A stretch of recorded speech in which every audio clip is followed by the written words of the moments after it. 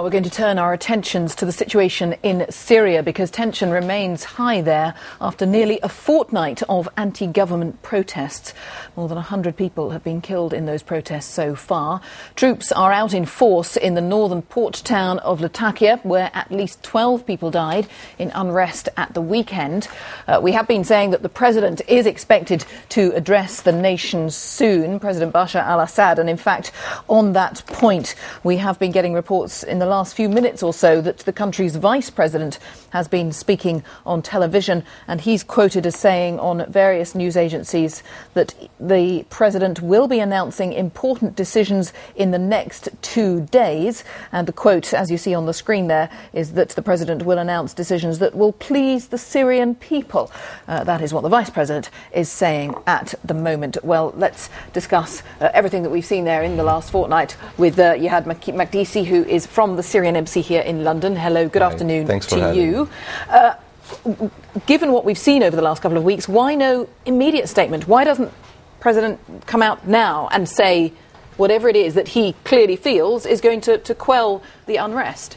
He will do. He will be facing the nation very shortly, very shortly. But let me remind you of something. President Obama, when he first came to power, he said, yes, we can.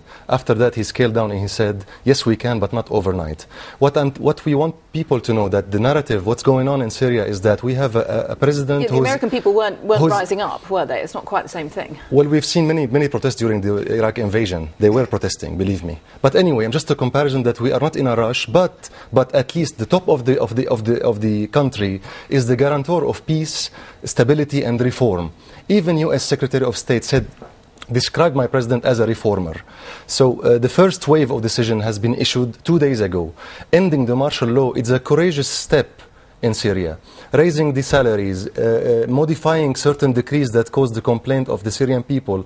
The president is in the receptive mode. He's responding to the aspiration of his own people, and we have this hope that he will be delivering very soon what we need.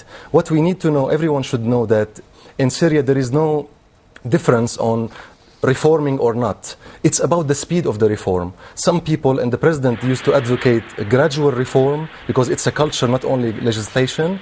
And now we have a big segment of the Syrian people saying we want a speedy reform. The president immediately responded to this.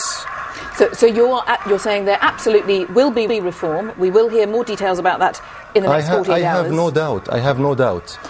What about those who have been killed or detained thus far? You will know, for example, that Amnesty International has issued a list of 93 people, it says, have been detained. We condemn all violence committed against any civilian, and the president himself classified the people who died as martyrs, and that has financial and accountability consequences.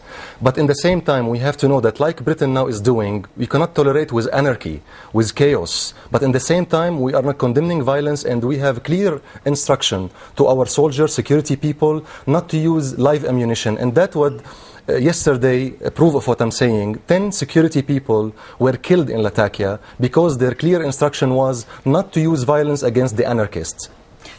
So you are adamant that government troops have at no point fired on people who've been protesting? At first, out of the anarchy that happened, people came and vandalized, attacked government offices and buildings, burned the Palace of Justice in certain city. But this is not called. People, can't you? You don't have to shoot them. That's what's happening. I mean, that's what we arrested some people. But also, you have to know that in certain chaotic situation, you can't control the whole situation. But at least it's not the government who's adopting a violent attitude.